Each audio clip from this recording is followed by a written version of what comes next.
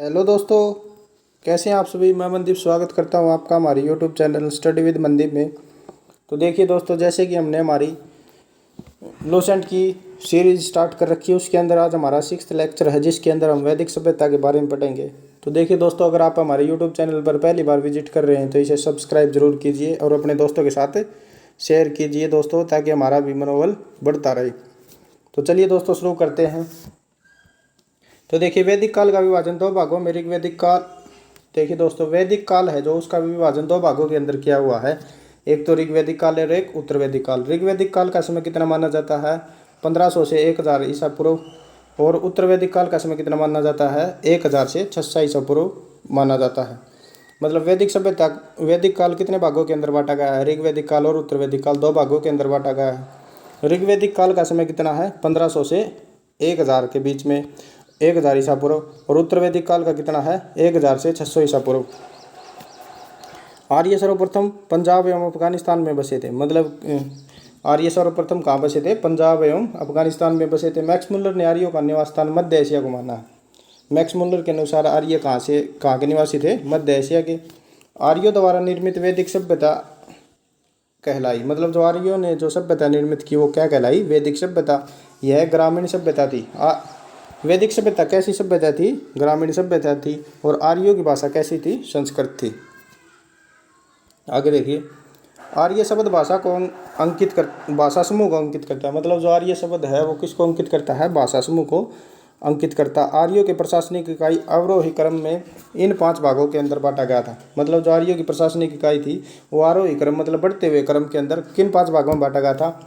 जो सबसे नीचे थे वो कुल, कुल के ऊपर फिर ग्राम, ग्राम के ऊपर विश्व, विश्व के ऊपर जन, और जन के ऊपर फिर क्या थे? राष्ट्र। कौन से 5 भागों में बांटा गया था? कुल, ग्राम, विश्व, जन और राष्ट्र। ग्राम का मुखिया क्या कहलाता था? ग्रामणी। विश्व का प्रधान क्या कहलाता था? विश्वपति। जन के शासक को क्या कहते थे? राजन। क्या था दोस्तों? ग्राम का मुखिया ग्रामीणी, विश्व का प्रधान विश्वपति एवं जन के शासक को क्या कहते थे? राजन कहते थे। राज्याधिकारियों में पुरोहित एवं सेनानी प्रमुख होते थे। मतलब जो राज्याधिकारी होते थे उनमें से पुरोहित एवं सेनानी प्रमुख होते थे। वरिष्ठ रूढ़िवादी एवं विश्वामित्र उदार पुरोहित थे। जो वरिष्ठ रूढ़िवादी और विश्वामित्र थे वो क्या थे? उदार पुरोहित। सूत, रथकार एवं कामदी नामक अधिकारी रत्नी कहे जाते थे। जो सूत, कामदी और रत्नी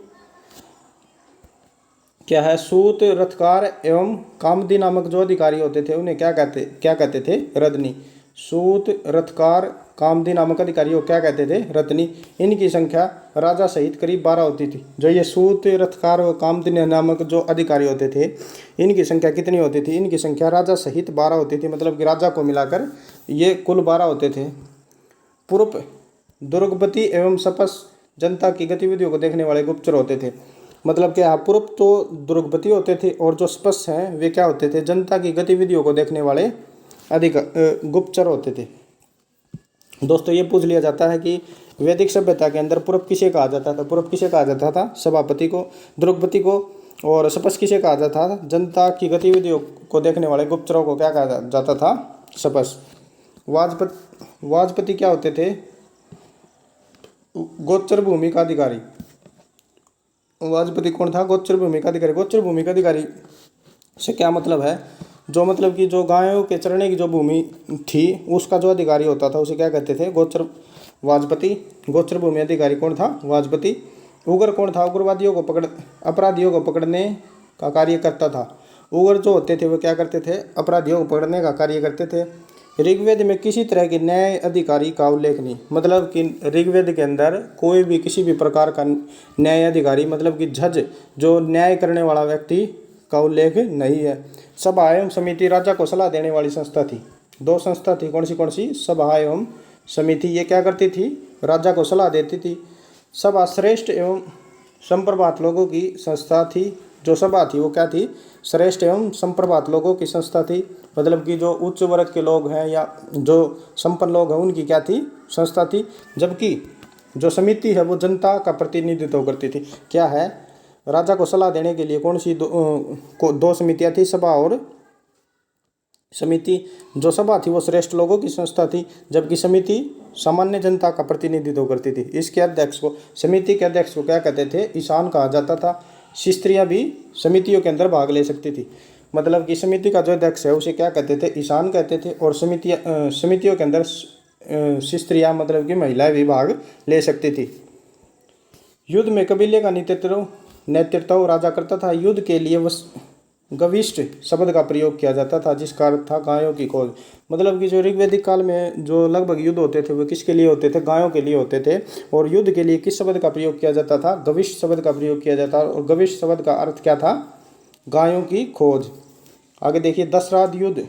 दशराध युग का जो उल्लेख है ऋग्वेद के 7वें मंडल के अंदर है। यह युद्ध परशुनी नदी के तट पर सुदास एवं दशराध अन्य जनों के बीच लड़ा गया, जिसमें सुदास विजयी हुआ। देखिए दोस्तों क्या है, जो दशराध युद्ध है वो दशराध युद्ध का वर्णन ऋग्वेद के 7वें मंडल के अंदर है। यह जो दशराध युद्ध है वो कहाँ हुआ, परशुनी नदी के तट पर हुआ, वर्तमान की रावी नदी। ठीक है, किस किस के बीच हुआ, सुदास और अन्य 10 राजाओं के बीच ये युद्ध लड़ा गया, जिसमें सुदास की विजय हुई। ठीक है, आगे देखिए उपनिषदों की कुल संख्या 108 है, महापुराणों की संख्या 18 है, वेदांग की संख्या 6 है। उपनिषद कितने हैं, 108। महापुराण कितने हैं, 18। वेदांग कितने हैं, 6। आगे देखिए वैदिक समाज 4 वर्णों में विभक्त था। मतलब जो वैदिक समाज कितने वर्णों के अंदर विभाजित था, 4 वर्णों के अंदर विभाजित था। वे 4 वर्ण कौन से थे, क्षत्रिय, वैश्य, शूद्र और ब्राह्मण। आगे ये जो 4 वर्णों के अंदर जो समाज का जो विभाजन किया गया था ऋग्वेद के अंदर, ये किस कारण किया गया था, यह विभाजन व्यवसाय पर आधारित था। मतलब उनके काम धंधों पर आधारित ये उनका जो वर्णों का जो विभाजन किया गया था उनके काम धंधों के व्यवसाय के ऊपर किया गया था। ऋग्वेद के 10वें मंडल में पुरुष सूक्त में चतुर्वर्णों का उल्लेख। मतलब जो ऋग्वेद का 10वां मंडल है उसके अंदर पुरुष सूक्त, 10वां मंडल कौन सा है, पुरुष सूक्त, जिसके अंदर किसका वर्ण है, चतुर्वर्णों का उल्लेख मिलता है। इसमें कहा गया है कि ब्राह्मण परम पुरुष के मुख से, मतलब ये बताना चाह रहा है कि जो 10वां मंडल है उसमें पुरुष सूक्त का उल्लेख है, जिसके अंदर क्या बताया गया है कि जो ब्राह्मण है वो कहाँ से पैदा हुए हैं, परशुराम के भगवान के मुख से, और क्षत्रिय उनकी भुजाओं से, वैश्य उनकी जांघों से, और शूद्र उनके पैरों से उत्पन्न हुए हैं। आगे देखिए आर्यों का समाज पितृ प्रधान था। मतलब जो आर्य समाज था वो कैसा था, पितृ प्रधान था। समाज की सबसे छोटी इकाई परिवार या कुल थी, जिसका मुखिया पिता होता था, जिसे कुलप कहते थे। मतलब आर्यों के अंदर समाज पितृ प्रधान होता था, जिसकी सबसे छोटी इकाई क्या होती थी, परिवार या कुल। इसका मुखिया पिता होता था, जिसे क्या कहते थे, क्या कहा जाता था, कुलप। जो परिवार का मुखिया होता था उसे क्या कहा जाता था आर्य समाज के अंदर, कुलप। स्त्रियां इस काल में अपने पति के साथ यज्ञ कार्य में भाग लेती थी। मतलब स्त्रियां जो थी अपने पति के साथ यज्ञ कार्य में भाग ले सकती थी। बाल विवाह एवं पर्दा प्रथा का प्रचलन नहीं था। मतलब कि बाल विवाह नहीं था और पर्दा प्रथा नहीं थी ऋग्वैदिक काल के अंदर। विधवा अपने मृतक पति के छोटे भाई देवर से विवाह कर सकती थी। मतलब क्या था, ऋग्वेद के अंदर विधवा थी जो अपने देवर के साथ विवाह कर सकती थी। मतलब कि पुनर्विवाह की व्यवस्था थी। आगे देखिए स्त्रियां शिक्षा ग्रहण करती थी। ऋग्वेद में लोपा, मुद्रा, घोषा, सिक्ता, अल्पा एवं विश्वास जैसी विदुषी स्त्रियों का वर्णन है। मतलब कि ऋग्वेद के अंदर स्त्रियों को शिक्षा ग्रहण करने का अधिकार था। ऋग्वेद में लोपा, मुद्रा, घोषा, सिक्ता, अल्पा एवं विश्वास जैसी विदुषी स्त्रियों का वर्णन है जिन्होंने शिक्षा ग्रहण की थी। अब ये देखिए प्रमुख दर्शन एवं उनके प्रवर्तक। मीमांसा चारवाक का कौन है, प्रवर्तक चारवाक। योग के कौन है, योग दर्शन योग, और उसके प्रवर्तक कौन है, पतंजलि। सांख्य के कौन है, कपिल मुनि। न्याय के कौन है, गौतम। और मीमांसा दर्शन के प्रवर्तक कौन है, जैमिनी। उत्तरी मीमांसा के कौन है, बद्रायण। और वैशिक के कौन है, कुणाद। आगे देखिए दोस्तों गार्गी ने याज्ञवल्क्य को वाद विवाद की चुनौती दी। जीवन भर अविवाहित रहने वाली महिलाओं को अब अमाजू कहा जाता था। मतलब ऋग्वेद के अंदर जो महिलाएं जीवन भर अविवाहित रहती थी, जो शादी नहीं करती थी, उन्हें क्या कहते थे? अमाजू। जी जीविकापार्जन के लिए वेद वेदांग पढ़ने वाला अध्यापक उपाध्याय कहलाता था। मतलब कि जो अपना जीवन चलाने के लिए जो वेद वेदांग पढ़ते थे वे अध्यापक क्या कहलाते थे? उपाध्याय कहलाते थे। उपाध्याय कहलाते थे। आगे देखिए, आर्यों का मुख्य पेय पदार्थ सोमरस था। आर्यों का जो मुख्य पेय पदार्थ था वो कौन सा था? सोमरस। यह वनस्पति से बनाया जाता था। आर्य मुख्यतः 3 प्रकार के वस्त्रों का प्रयोग करते थे। कौन से? वास, अधिवास और उष्णीष। अंदर पहनने वाले कपड़े को नीवी कहा जाता था।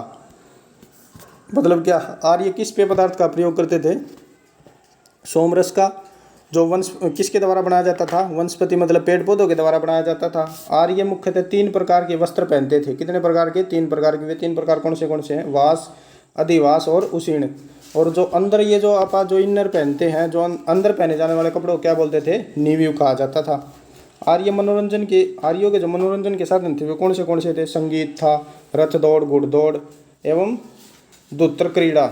मतलब कौन से साधन थे? रथ दौड़, घुड़दौड़ और संगीत और दूत्र क्रीड़ा। आर्यों का मुख्य व्यवसाय क्या था? पशुपालन एवं कृषि। ये पूछ सकता है कि आर्यों का जो मुख्य व्यवसाय क्या था? पशुपालन एवं कृषि। महर्षि कणाद को भारतीय परमाणुवाद का जनक कहा जाता है। मतलब जो महर्षि कणाद थे उनको क्या कहा जाता है? परमाणुवाद का जनक कहा जाता है महर्षि कणाद को। आगे देखिए, गाय को अधन्य न मारे जाने योग्य पशु की श्रेणी में रखा गया था। गाय की हत्या करने वाले या घायल करने वाले के लिए वेदों में मृत्युदंड अथवा देश से निकाले जाने की व्यवस्था थी। मतलब गाय को क्या कहा जाता था ऋग्वेद के अंदर? अधन्य, जिसे मारा न जा सके ऐसा पशु। और गाय को मारने वाले को क्या सजा दी जाती थी? उसकी या तो मृत्युदंड दिया जाता था या उसे देश से निकाला जाता था। आर्यों का प्रिय पशु घोड़ा एवं सर्वाधिक प्रिय देवता इंद्र था। मतलब आर्यों को जो सबसे ज़्यादा प्रिय पशु था वो कौन सा था? घोड़ा। और सबसे प्रिय जो देवता था वो कौन था? इंद्र। आर्यों द्वारा खोजी गई धातु लोहा थी। मतलब जो आर्यों ने धातु खोजी गई वो कौन सी थी? लोहा थी, जिसे श्याम अयस कहा जाता है। लोहे को क्या कहा जाता है? श्याम अयस कहा जाता है। तांबे को लोहित अयस भी कहा जाता है। आर्यों द्वारा खोजी गई धातु कौन सी थी? लोहा। लोहे को क्या कहा जाता है? श्याम अयस कहा जाता है। तांबे को लोहित अयस भी कहा जाता है। आगे देखिए, भारतीयों को लोहे का ज्ञान ईसा पूर्व 8वीं सदी में प्राप्त हुआ था। मतलब जो भारतीय थे उनको लोहे का ज्ञान कब प्राप्त हुआ था? ईसा पूर्व 8वीं सदी में प्राप्त हुआ था। भारतीयों को लोहे का ज्ञान कब हुआ था? ईसा पूर्व 8वीं सदी के अंदर। व्यापार हेतु दूर दूर जाने वाले व्यक्ति को पाणी कहते थे। मतलब ऋग्वेद के अंदर क्या था? जो व्यापार के लिए जो व्यक्ति दूर दूर जाते थे उन्हें क्या कहते थे? पणी कहते थे। क्या कहते थे? पणी। लेन देन में वस्तु विनिमय की प्रणाली प्रचलित थी। मतलब कि लेन देन के अंदर मुद्रा विनिमय नहीं था, वस्तु विनिमय था। मतलब कि वस्तु के बदले वस्तु दी जाती थी। जैसे गेहूं देकर कोई सामान ले लेना या कोई सामान देकर गेहूं ले लेना, इस प्रकार की जो प्रणाली प्रचलित थी। ऋण देकर ब्याज लेने वाले को क्या कहते थे? वेक नोट, खुदखोर कहा जाता था। मतलब कि ऋण देकर, मतलब किसी व्यक्ति को उधार देकर उससे ब्याज लेने वाले व्यक्ति को क्या कहते थे? वेक नोट या खुदखोर कहा जाता था। मनुष्य एवं देवता के बीच मध्यस्थ की भूमिका निभाने वाले देवता के रूप में अग्नि की पूजा की जाती है। मतलब मनुष्य और देवता के बीच मध्यस्थ की जो भूमिका निभाने वाले व्यक्ति थे, निभाने वाले देवता के रूप में अग्नि की पूजा की जाती थी। मतलब क्या है? मनुष्य एवं देवता के मध्यस्थ की भूमिका। मतलब जैसे कि हम आग के अंदर घी डालेंगे तो वो जो घी है वो देवता तक पहुंच जाएगा, या जो हम कुछ भी मतलब कुछ दोग पूजा कर रहे हैं तो आग पर अगर हम डालेंगे तो ऐसा मानना था कि वो देवता तक पहुंच जाएगा। तो मध्यस्थ कौन भूमिका निभाता था? मनुष्य एवं देवता के बीच मध्यस्थ की भूमिका निभाने वाला देवता के रूप में अग्नि की पूजा की जाती थी। ऋग्वेद में उल्लेखित नदियों में सरस्वती सबसे पवित्र मानी जाती है। मतलब ऋग्वेद के अंदर सबसे पवित्र नदी कौन सी मानी जाती है? सरस्वती नदी। ऋग्वेद में गंगा 1 बार और यमुना का उल्लेख 3 बार हुआ है। सबसे पवित्र नदी तो मानी जाती है सरस्वती। गंगा का ऋग्वेद के अंदर 1 बार उल्लेख हुआ है। यमुना का उल्लेख 3 बार हुआ है। और इसमें सिंधु नदी का उल्लेख सर्वाधिक बार हुआ है। मतलब ऋग्वेद के अंदर सबसे पवित्र नदी कौन सी मानी जाएगी? सरस्वती। ऋग्वेद के अंदर गंगा का उल्लेख कितनी बार है? 1 बार। यमुना का उल्लेख कितनी बार है? 3 बार। सिंधु नदी जो है उसका सबसे ज़्यादा बार उल्लेख मिलता है ऋग्वेद के अंदर। उत्तर वैदिक काल में इंद्र के स्थान पर प्रजापति सर्वाधिक प्रिय देवता हो गए थे। मतलब उत्तर वैदिक काल में क्या था? ऋग्वेदिक काल में तो इंद्र सबसे प्रिय देवता थे और घोड़ा सबसे प्रिय पशु था। तो लेकिन उत्तर वैदिक काल के अंदर क्या हुआ? प्रजापति सर्वाधिक प्रिय देवता हो गए। विष्णु के 3 पगों की कल्पना का विकास उत्तर वैदिक काल में ही हुआ। मतलब विष्णु के जो 3 जो पग हैं उनका जो विकास है वो किस काल में हुआ है? उत्तर वैदिक काल के अंदर।